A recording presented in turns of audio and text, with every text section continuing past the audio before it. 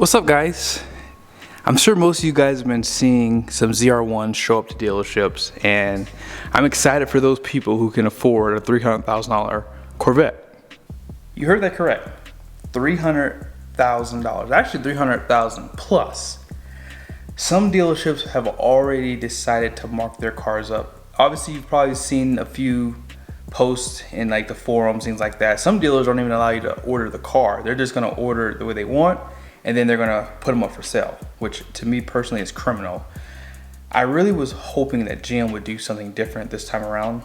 I really think they should have tried to help consumers who actually want to buy this car. But the reality is, it's become a game of how much can I make in a short period of time. It's sad. But real quickly, let's go online. I'm gonna show you guys some quick pricing. I'm gonna show you this article, and I'm gonna give you guys my perspective on this whole thing. I think that GM should have done a better job with this car. I think that for those people out there who've been buying Corvettes for decades, they're the ones who got the short end of the stick. Now, base price for the Corvette ZR1 for 2025 is $175,195. And if you get the convertible, it's gonna be $10,000 more. If you get the 3LZ, which is what I built here, that car starts at $186,195, which means it's gonna cost $11,000 more than the 1LZ. So my car is $210,235 that I built. I built the most insane car I could possibly build. And the reason why I did that is because this car is so ridiculous. It has this ridiculous spoiler. It has ridiculous horsepower and torque. It has twin turbos. You've never seen a Corvette before like this, and I built one that you'll probably never see. And if I had an opportunity, I would build this car. I don't even like stripes, but the way I built this car is like perfect, in my opinion. And yeah, blue wheels.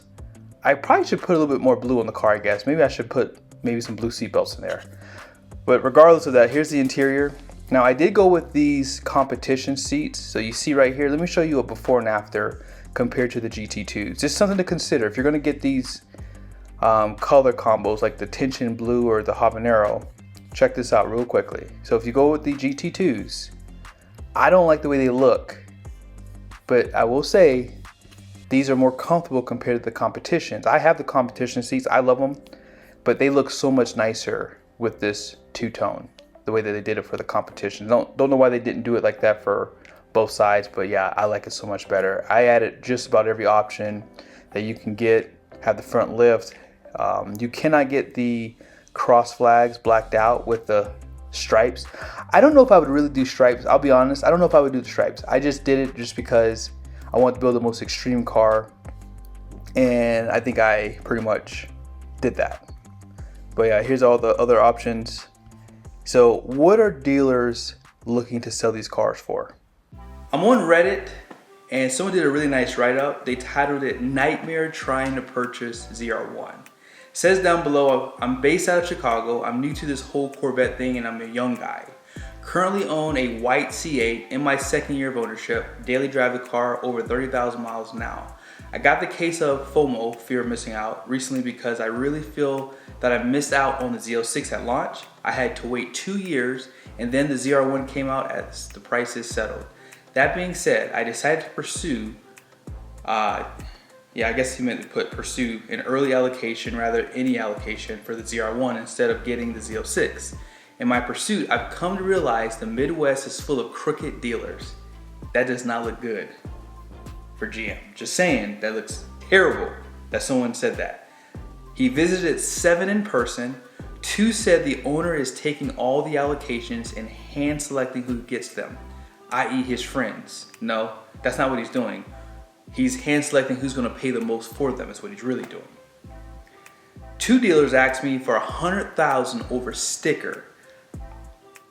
1 said they would give it to me at sticker, then gave him a call back for $150 over.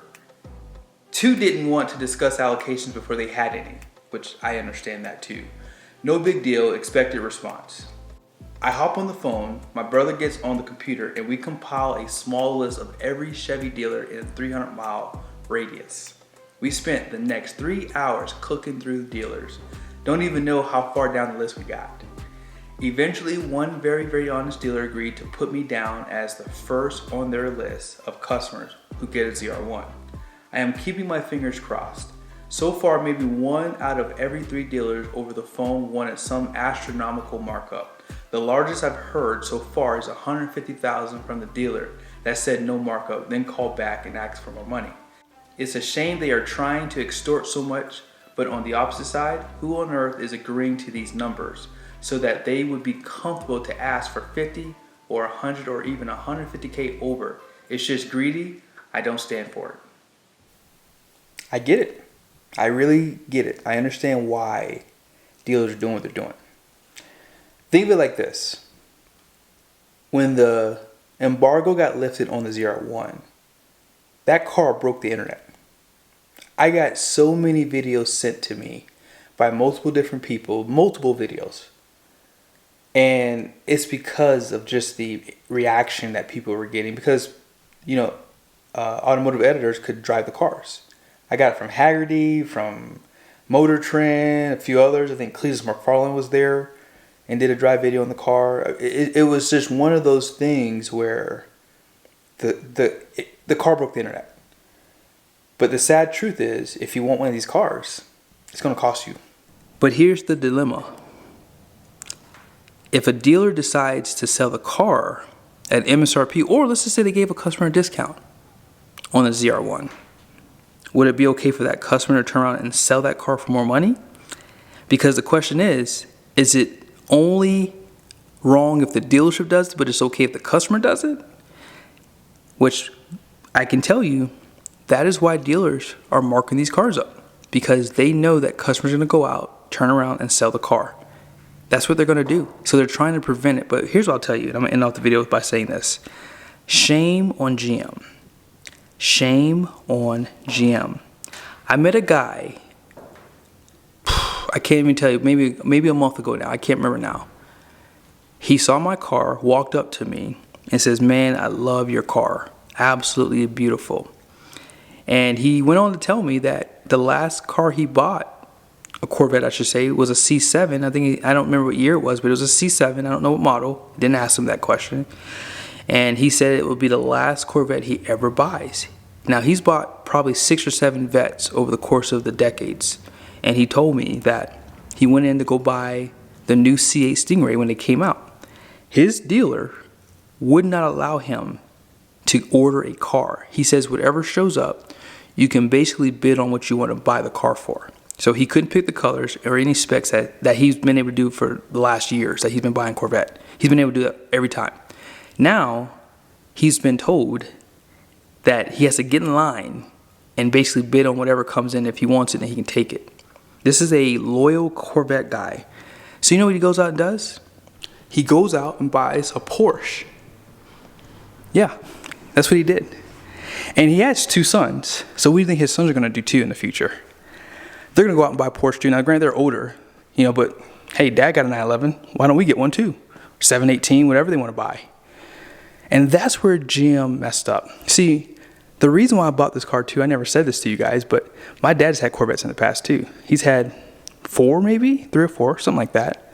I only saw one of them back in the 90s. He had a C4, I believe it was.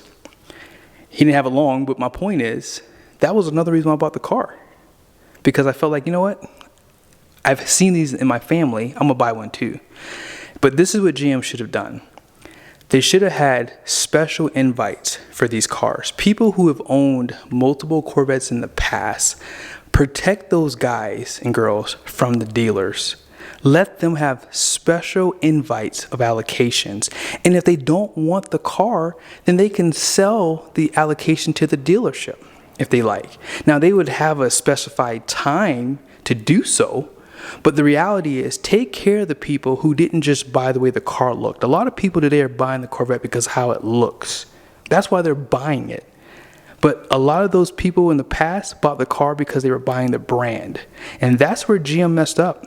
They allowed people to get their hands on these cars and really mess up this brand, in my opinion. I mean, look at the values of these cars. Granted, Corvettes have always depreciated, but I just think about how quickly people are trading out of these cars because they're just trying to make money on them. But what about the guys who actually were driving these cars? What about the guys who were buying the car because they were taking ownership of the brand? That's where GM messed up, and I think that's what they should fix in the future.